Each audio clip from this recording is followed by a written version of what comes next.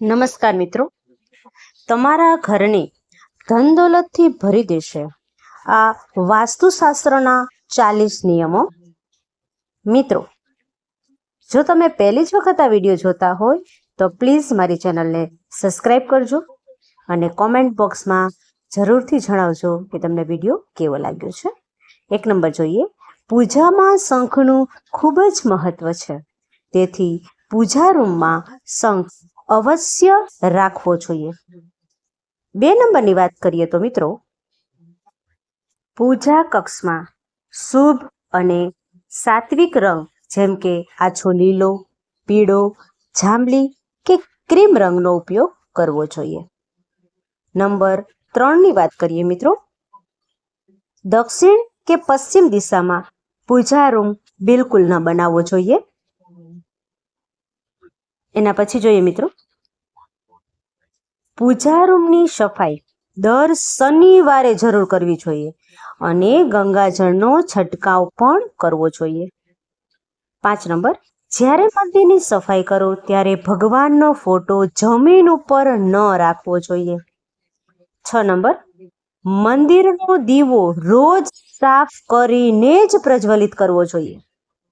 7 number, પૂજા કર્યા પછી મંદિરને પડદાથી અવશ્ય ઢાંકી દેવું જોઈએ મિત્રો.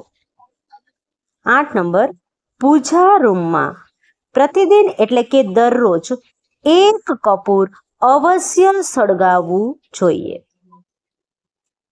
નંબર 9, ઘરમાં સવારે થોડા સમય માટે ભજન અવશ્ય વગાડવા જોઈએ. 10મું, ઘરમાં સાવરણીને હંમેશા છુપાવીને રાખો. એવી જગ્યાએ રાખો જ્યાં કોઈનો આવતા જતા પગ ન અડે અને સાવરણીને હંમેશા નીચે પડેલી રાખો. ઊભી સાવરણી ક્યારે પણ ન રાખવી જોઈએ. 11 નંબર, ઘરમાં બૂટ ચંપલ રાખવા માટે એક નિશ્ચિત જગ્યા બનાવો. બૂટ ચંપલ જ્યાં ત્યાં વેરવિખેર કે ઊંધા જતા ન રાખવા જોઈએ. તેનાથી ઘરમાં અશાંતિ ઉત્પન્ન થાય છે અને માતા લક્ષ્મી ક્યારેય ઘરે નથી આવતા. આગળ વાત કરીએ મિત્રો 12 નંબરની, ક્યારેય પથારી પર બેસીને ખાવાનું ન ખાવું જોઈએ. આમ કરવાથી ધનની હાનિ થાય છે અને માતા લક્ષ્મી ઘરેથી ચાલ્યા જાય છે. જો શક્ય હોય તો રસોડામાં જમીન પર બેસીને ભોજન કરવું જોઈએ. આનાથી તમારું ઘર ધન સંપત્તિથી ભરેલું રહેશે અને ક્યારેય ધનની કમી નહીં આવે. 13 નંબર, કોશિશ કરો કે ઘરમાં કોઈ પણ બંધ ઘડિયાળ દિવાલ ઉપર ન રાખો. જે ઘડિયાળ કામ ન કરી રહ્યું હોય તેને ઘરમાં ન જ રાખવી જોઈએ. 14 નંબર, નવી સાવરણીનો ઉપયોગ હંમેશા શનિવારના દિવસે જ કરવો જોઈએ. 15, આરતી, દીવો, પૂજા, અગ્નિ જેવા પવિત્ર પ્રતીક સાધનો છે તેને મોં વડે ફૂંક મારીને ક્યારેય ઓળંગવા ન જોઈએ મિત્રો. નંબર 16ની વાત કરું તો મંદિરમાં ધૂપ, માચીસ, હવનકુંડની સામગ્રી દક્ષિણ કે પૂર્વ દિશામાં રાખવી જોઈએ. અગ્નિકોણમાં રાખવી જોઈએ. 17 નંબર, વાસ્તુશાસ્ત્રમાં પૂજાની દિશા નક્કી કરવામાં આવી છે. ઘર કે ઓફિસમાં પૂજાનું સ્થાન ઈશાન દિશામાં રાખો. તેનાથી ઘરમાં સુખ અને સમૃદ્ધિ વધે છે. ઉત્તર દિશા તરફ મુખ રાખીને કરવામાં આવતી પૂજા ધન પ્રાપ્તિ માટે ખૂબ જ લાભકારી છે અને પૂર્વ દિશા તરફ મુખ રાખીને પૂજા કરવાથી શુભ ફળ મળે છે અને ખૂબ જ ચમત્કારિક લાભ પણ થાય છે. મિત્રો 18 નંબરની વાત કરીએ તો ઘરમાં ક્યારેય કરોડિયા ન થવા દેવા જોઈએ, નહીતર ભાગ્ય અને કર્મ બંને બગડવા લાગશે અને દરેક કામમાં બાધા આવવા લાગશે. આગળ જોઈએ મિત્રો, નંબર 19ની વાત કરું તો આ વાતનું તમારે ધ્યાન રાખવું જોઈએ કે કોઈ પણ રૂમમાં જો બીમ બનાવેલું હોય તો તેની નીચે ક્યારેય બિસ્તર ન લગાવવું. તેનાથી ઘરમાં નકારાત્મકતા વધે છે અને આવામાં કોશિશ કરો કે બીમ ઉપર કોઈ પણ વસ્તુએ ન રાખો.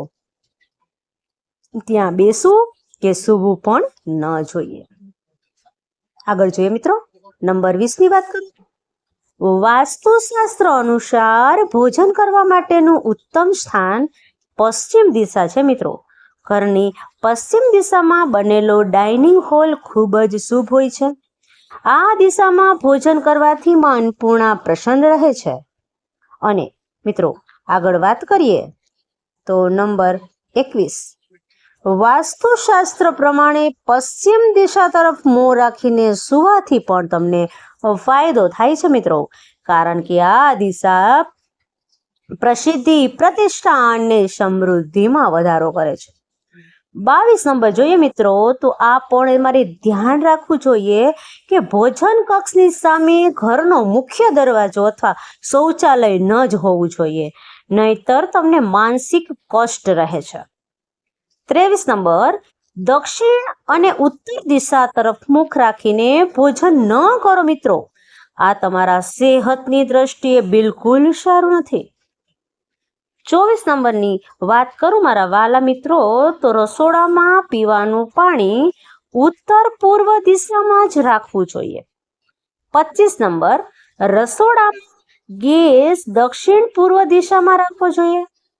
26 નંબરની વાત કરું મિત્રો, તો રસોડામાં પાણી અને આગ ક્યારેય એકબીજાની પાસે ન રાખવા જોઈએ. 27 નંબર, રસોડામાં જો સાવરણી, પોતું અથવા તો કોઈ પણ સફાઈનો સામાન રાખો છો તો તેને નૃત્ય કોણમાં જ રાખવો જોઈએ. 28 નંબર મિત્રો, રસોડામાં કિચન સ્ટેન્ડની ઉપર સુંદર ફળો અને શાકભાજીના ચિત્ર લગાવો. અન્નપૂર્ણા માતાની તસવીર પણ લગાવો. તેનાથી ઘરમાં બરકત બની રહેશે. નંબર 29 ની વાત કરું તો કીડી, વંદો, ઉંદર કે અન્ય પ્રકારના જીવ જંતુ કિચનમાં ફરતા હોય ને તો સાવધાન થઈ જાઓ. તે તમારા સ્વાસ્થ્ય અને બરકતને ખાઈ જશે. કિચનને હંમેશા સ્વચ્છ અને સુંદર રાખો. મિત્રો આ ઉપાય બધા ખૂબ અગત્યના છે. 30 નંબર, ભોજન સૌથી પહેલા અગ્નિને અર્પણ કરો. અગ્નિ દ્વારા પાકેલા અન્ન ઉપર સૌથી પહેલો અધિકાર તો અગ્નિનો જ છે મિત્રો. 31 નંબર, ભોજન કર્યા પછી થાળીમાં ક્યારેય પણ હાથ ન ધોવા જોઈએ મિત્રો. 32 નંબરની વાત કરીએ તો ભોજનની થાળીને ક્યારેય જમીન ઉપર ન રાખવી જોઈએ. થાળીને હંમેશા ચટાઈ ઉપર અથવા તો ટેબલના સન્માનથી રાખવી જોઈએ. પછી જ તમારે ભોજન કરવું જોઈએ. આગળ જોઈએ મિત્રો 33 નંબર, જો તમારા ઘરનો કોઈ સદસ્ય હંમેશા બીમાર રહે છે તો તમારે ઘરમાં મીઠાના પાણીથી પોતું કરવું જોઈએ. તેનાથી ઘરમાં નેગેટિવ દૂર થાય છે, સાથે જ પોઝિટિવ એનર્જીનો સંચાર પણ થાય છે મિત્રો.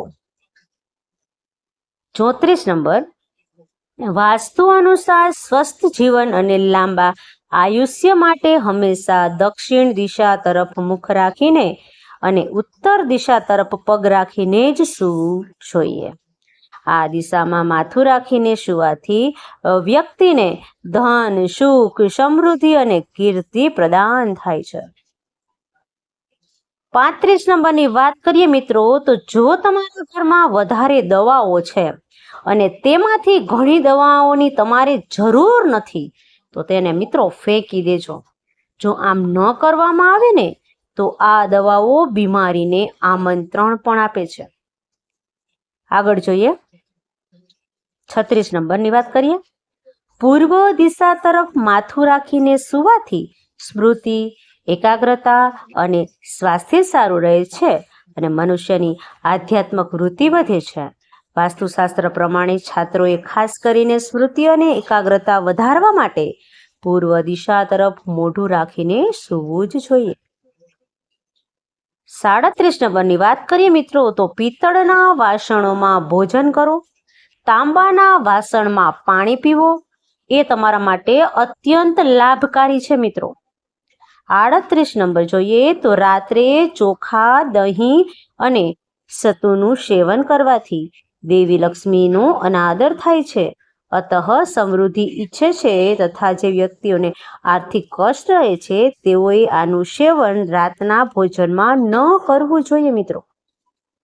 39ની વાત કરીએ. રસોડાના નળમાંથી પાણી ટપકવું એ આર્થિક સંકટની નિશાની ગણાય છે. એટલા માટે જો રસોડાના નળમાંથી તમારે પાણી ટપકતું હોય તો એને તમારે જલ્દીથી સારું કરાવી દેવું જોઈએ. 40 નંબરની વાત કરીએ મિત્રો તો ભોજન કરતા પહેલા દેવતાઓનું આહ્વાન કરવું જરૂરી છે. ભોજન કરતી વખતે વાતચીત કે ક્રોધ ન કરવો જોઈએ. તમારા તમામ સદસ્યોની સાથે બેસીને તમારે ભોજન કરવું જોઈએ. મિત્રો, જો તમને આ વિડીયો પસંદ આવ્યો હોય, વિડીયોને લાઈક કરો, ચેનલને પણ સબસ્ક્રાઈબ કરી દેજો અને બાજુમાં આપેલા બેલ આઇકનને પ્રેસ કરીને ઓલ ઉપર સિલેક્ટ કરી દેજો મિત્રો, જેથી તમને વિડીયોની નોટિફિકેશન સૌથી પહેલા મળતી રહે. અને હા, કોમેન્ટ બોક્સમાં જય માતાજી જરૂર લખજો અને તમે તમારા કુળદેવીનું નામ પણ લખી શકો છો. વિડીયોને છેલ્લે સુધી જોવા બદલ તમારો ખૂબ ખૂબ આભાર.